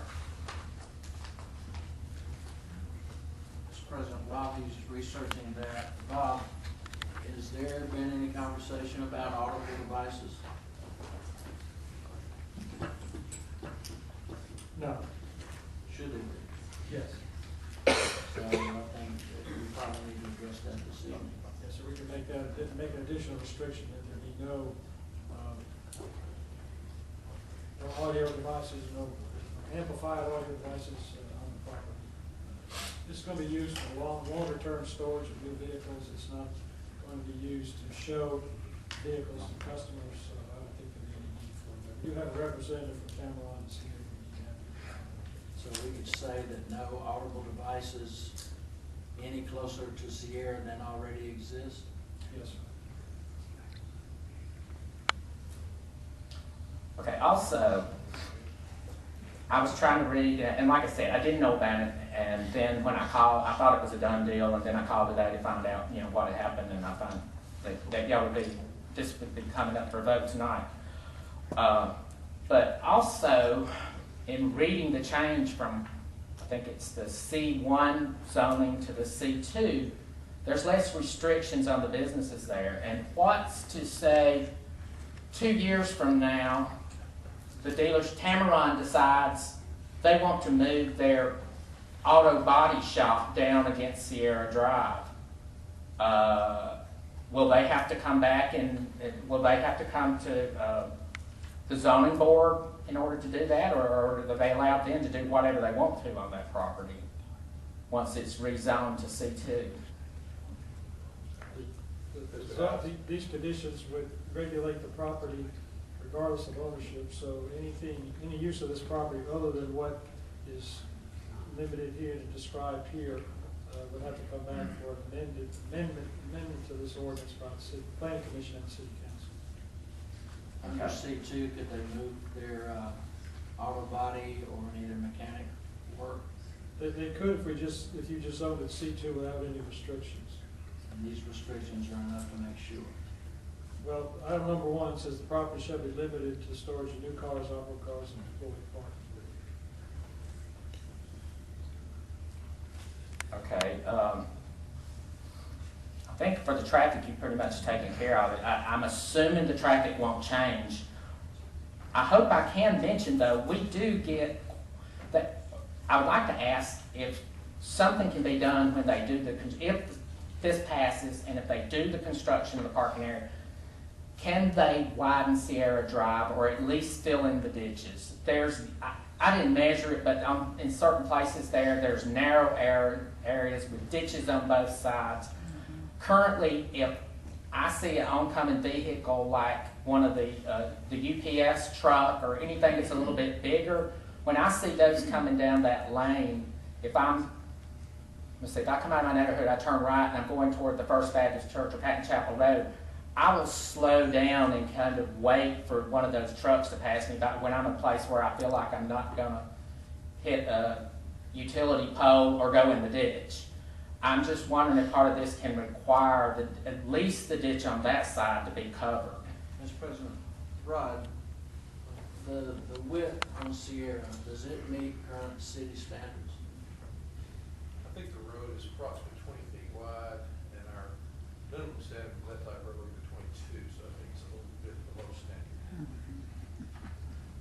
But in the frontage of this property, they will be filling the ditches and piping, so we will get some better shoulders along this frontage. How wide is Sage Crest Road? Probably about 22. Thank you. I think maybe we've got a suggestion for a future budget. Okay, that sounds great. And I just also wanted to mention, one of the businesses there, it seems that, and maybe that's to bring up as something else, I think it's Pathways or something, they have a big ditch there, and it's even approaching under the edge of the paved road there. I mean, it's just right against it, and it's probably about 5 feet deep. But it is on the other side. Also, though, several neighbors have mentioned to me, I noticed that the car dealership's there. I know they have to work on cars and they have to try them out, you know, when they're repairing them. But quite often we see drivers of the vehicles from those places, they've got workers' uniforms on, like they're down there trying it out. They speed down that drive, it's a Sierra Drive, it's just straight. You know, A time of day that it happens more than others? not really. I mean, just any time of the day that the dealerships are open. I mean, we see it quite often. I mean, they're coming down to, I don't know what the speed limit is, 25, 30. They're probably doing 40, 45 or something. XO, Yes, sir. I'm and writing it maybe down. put a couple motorcycles over there every once in a while? I'm writing it down. Thank you. And also, I wanted to mention, as part of this, when I thought they would egress or have an entrance from Sierra Drive, I was really concerned about the car haulers. I know this is a different matter, but Bailey Drive, which goes next to King Acura, between King Acura and I think there's the Crest Cadillac has a back lot entrance there, and the fish market. The truck haulers are all the time unloading in the road. They don't go into the lot. They've never gone into the lot as far as I know. They unload in the road. You have to drive around them. I'm hoping I can at least get this issue in front of y'all. Maybe something can be done about that, you know. I don't know that I've seen a car hauler in Hoover go into a parking lot that's owned by a dealership. Mayor, you may know a little bit more than this, but every time I see a car hauler, they're on the side of the road and loading. And because they just... They can get in, they can't get out. Well, and maybe they do. Maybe they do you know, I know the Cadillac dealership, maybe y'all do up the front. I never really noticed a Cadillac unloading there on Bailey Drive, but I do see We King actually Acura. do, but I'm going to answer that, but we use small trucks. Okay, well, they have... We don't use 18-wheelers. They have big 18-wheeler car loaders, and it's kind of on the hill. It's kind of, I mean, it's not, like I said, I was definitely going to mention it if y'all were going to be loading or entrance on Sierra Drive. I don't think they'll be doing that on Sierra, and personally, I don't know if they've got a little bit of access that doesn't interfere with neighborhood traveling. That Bailey may be a little bit better spot than on Highway 31. Well, it's not for us that are residents of the neighborhood,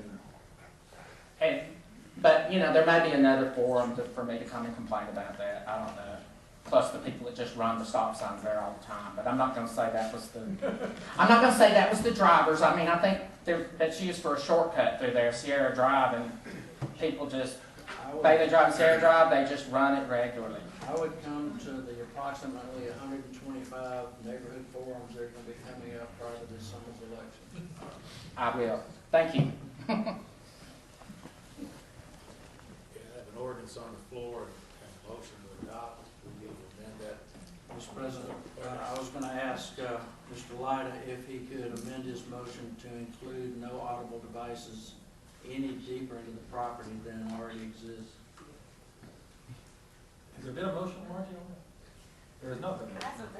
There has not been a motion. So I will move for the adoption of ordinance 16-2305, subject to the amended descriptions submitted from planning and zoning, with the one addition of amplified public address systems are prohibited on subject property.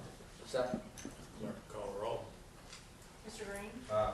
Mr. Lydic? Aye. Admiral Natter? Aye. Mr. Reed? Aye. Mr. Skelton? Aye. Mr. Smith? Aye. Mr. Wright? Aye. Ordinance adopted. Payment of bills, Mr. Smith. Mr. President, I had thought about asking that the bills be read at length, but Mr. Green has threatened my life. So with that, I would move that the bills be paid as presented in full. Second. Motion second. All in favor, say aye. Aye. Comments and questions from the council? Additional comments and questions from the audience?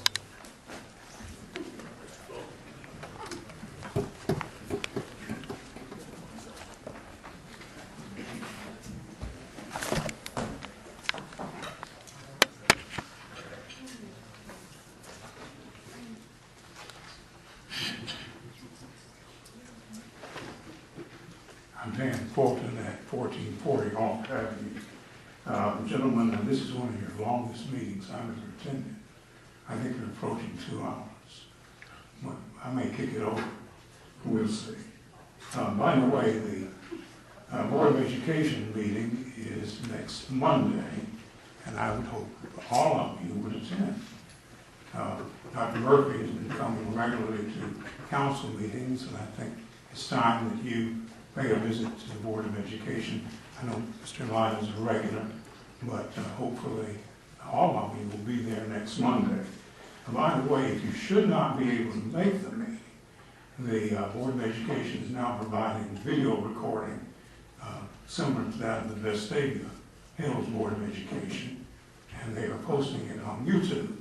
So you can go to YouTube and see the Board of Education meeting, the public comments, the superintendent's report, and some of the presentations, honors during the Board of Education meeting.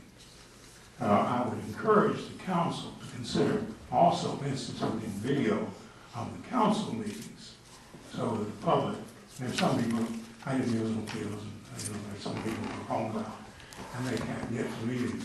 This would be a way for them to view it at home through YouTube.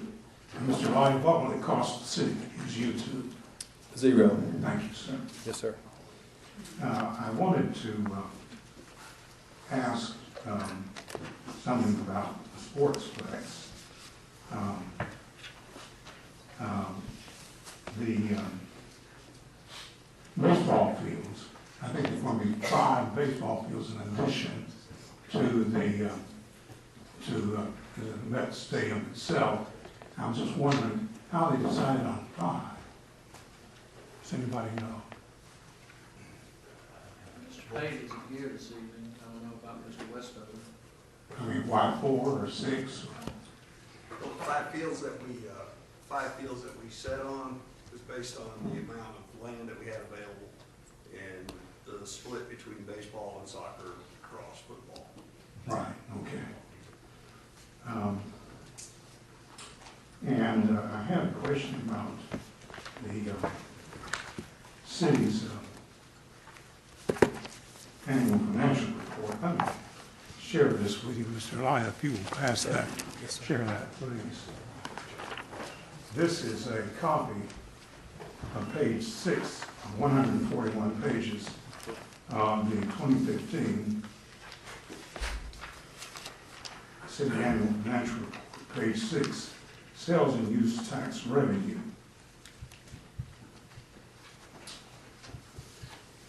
And when looking at this, you'll see that the revenue has been flat in this area for the last 2 years. And there's a statement on this, you'll see it in the middle of the page, that says, city management expects to maintain the fiscal year 2015 level of sales tax revenue receipts in the near future. To maintain this level in the near future. Now, with the addition of the sportsplex, Mr. Yeager, do you feel this will still be about the same? At this point, those numbers are hard to determine. Plus, the facility won't be open in time to help significantly the 2017 budget. Right. Why is it flat? Well, we've had certainly overall downturn in the economy. The economy has not been going down recently. But it's, I don't know if you looked at your portfolio, but mine is, my goodness. Mr. President, Mr. Fulton, it's my understanding that, with all due respect, that this is an opportunity for you to address the council and not enter into a question and answer session with. Well, I was just referring to the expert then. Mr. Yeager would know about the financial report. Well, let's see here. It was 68 in 2015 and 68 in 2014. What are we doing? What is the city doing to enhance revenue? Mr. Fulton, you'll address the council. Yes. That's the question for the mayor and for everybody on the council. What is the city doing to enhance and increase this revenue? Do you have any answer to that? One of the first things that we're doing right now is building the Hoover Sports and Event Facility, which will increase the revenue pretty significantly for this city. Right, so you expect this will increase then over the next few years, is that right? Yes, sir.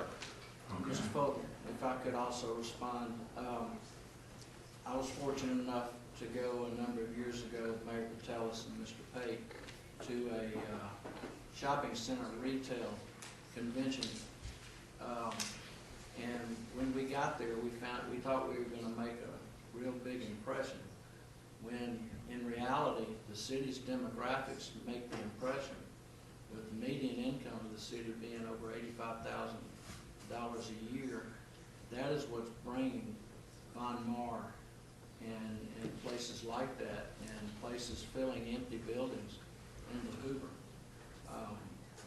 You know, we work with the chamber works with the business community, and you know, we are not just sitting idly by. We are working, but we're also working with a great demographic system. The schools also. Well, the sportsplex, the city cannot be a one-trick pony. We would hope the sportsplex would be successful and would increase revenue, but there has to be other ways to enhance the revenue in the city, and I hope the council will address that in future meetings.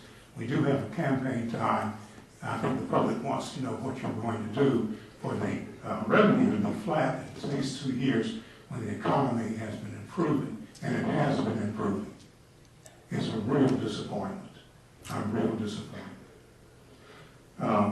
Also, on the 80 mills, is there anything new on bond reports that you can report the 80 million that will be financed? Anything new that you can report on that? Part of that is for miscellaneous. What is that for? Anybody have any idea? On 80 million. My understanding that staff intends to come with a list of capital projects that we will be able to fund with part of that money instead of waiting possibly for years, and some of these being roadwork projects, which will help transportation around the city. Right, we definitely need help in that area. Next, I'd like to share with you something I pulled up on the computer before I came to the meeting tonight. On the computer of Google, I entered Best Buy robbery, and these are the results. Mass thieves tunnel their way into Hoover Best Buy, steal $100,000 in electronics. Now that's AO.com. Yellowhammer News. Best Buy bandits hit Alabama. Tunnel in like movie villains. Take $100,000 worth of electronics. Mr. Fulton, these same people have hit many other states. This Best Let Buy me just finish, happened to be please, a sir. victim. Let me finish, please, sir. Over 100,000 merchandise stolen from Hoover Best Buy, that's WBRC, 3340. More than 100,000 worth of computers stolen from Best Buy and Hoover. Burglars break holes in walls, steal more than 100,000 in computers from Best Buy and Hoover, that's the Hoover side. Now, Best Buy has stores in Fultondale, they have one in Birmingham 280, Trussville, Alabaster, Tuscaloosa, Prattville, Huntsville, Montgomery, and Auburn. Why is Hoover easy pickings? Why are they picking? highways, Mr. Fulton. Well, 280 is a highway. What about Montgomery and Auburn, Tuscaloosa?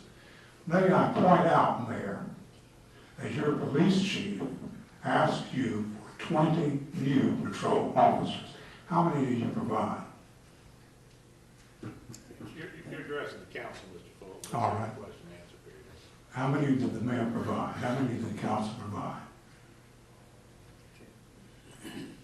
Amended for 10 additional personnel plus patrol vehicles. Right, why not Which comes up 20? about $1 million. We didn't have $2 million to make it affordable.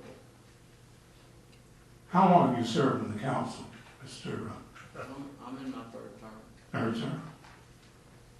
You can't figure out a way to get another 10 patrol officers. Public safety is very important at Hoover. Fire We department need needs- those 10 more patrol Fire officers. department needs a lot of personnel as well. So does public works. So does the library. You're rationalizing. Rationalizing is. Now, let me tell you, if you don't protect your retail, you can go talk to Mayor Coachman over in Fairfield and find out what happens when you do not protect your retail. So if you want to have that Best Buy store in Hoover, you better protect it. And you better add, in my opinion, those 10 patrol officers.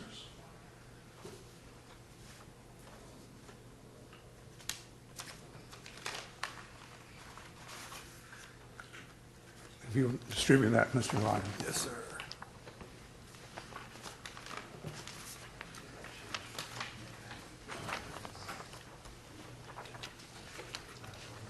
Mr. President, are there any other speakers that want to be recognized tonight? I'd like to talk for just a moment. Please, gentlemen, don't be evasive, disingenuous, arrogant, and condescending. I just asked if anybody else wanted to speak, that's all. You know what you do. Now, I want to say something about this Hoover School. Please don't play games with me. I'm in no mood for that. Now, in this handout that I've given you, you should see a copy on the career academies that are in the Hoover schools. We have an outstanding school system. Those engineering, finance, health, science, television, law, so forth. And we have an early college program. However, there are problems in the Hoover City Schools, and there's a need for additional funding. Now, you all know that. You know that perfectly well. If you look at the next page, you'll see the niche ratings and rankings, the top 10 for elementary schools.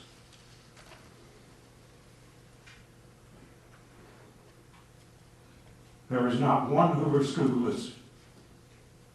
Not one Hoover school listed. 3 of the elementary schools I attended are on the list.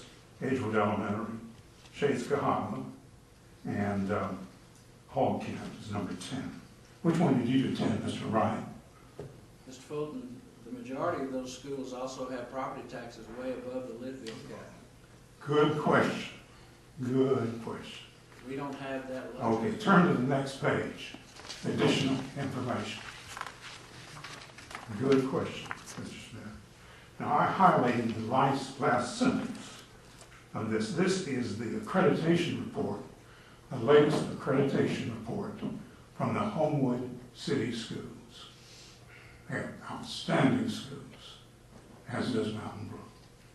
They do not have the property tax of Estavia and Mountain Brook.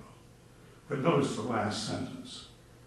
Without the support of the Homewood community and the 1 cent sales tax the City Council has pledged to the school system, a 1 cent sales tax the city council has pledged to the school system, Hoover City Schools would not have the optimal learning environment that it has today. Now that means they're giving 1/3 of their sales tax to their schools, while Hoover's giving less than 2%, less than 2%. Mr. Fulton, we finally found something we agree on. What is that, Mr. Smith? The schools do need to find a way to balance their budget, and in my heart of hearts, speaking for myself, I think that the city's gonna have to find a way to help. And there you go again, you're being evasive and disingenuous, Mr. Smith. Now, you know that the Hoover Council and City has provided up to 16% of sales tax revenue to the schools. And the public is asking you to step forward and provide more funding from the schools. And so tonight, I would call on you to immediately provide an additional $6 million to the Hoover City Schools right away, without delay. And then I would call on you to pledge that for the next budget that you will provide $10 million for the Hoover City Schools. And then, please let me finish, Mr. Smith. And going forward, I would call on the city to provide up to $6 to $10 million each year, 6 to 10 for the Hoover City Schools. Now, we want top quality schools. When Dr. Murphy was talking to you, she used the term maximum and optimum. I prefer to use the term ideal. We want ideal class sizes and schools that have ideal capacity for the ideal learning of the students. Now, some of you get on the campaign trail and you say you are big advocates for education. Okay, show it. Show it. Let's see. Pony up. Mr. Fulton, my wife and I, in past years, have given over $80,000 to the schools. Well, I've given considerable amounts myself. So I think that I have helped. I've helped too. I've helped considerably. You can ask Dr. Murphy. I cut checks right at Board of Education meetings. So I'm sure some of you have donated to schools and supported in all kinds of ways. The Dad Brigade, for example. But the Hoover City Schools has some serious funding problems, and the city needs to step up and do what it should do, what it pledged to do when the Hoover City Schools were first started. So please support the schools. $6 million now, Mayor. $6 million now, Mr. Ryan. And then $10 million next year.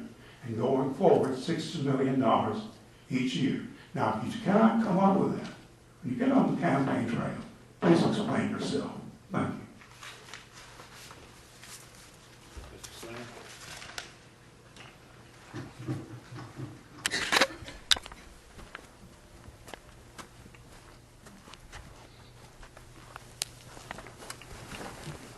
On the Center 613 Riverhaven Place.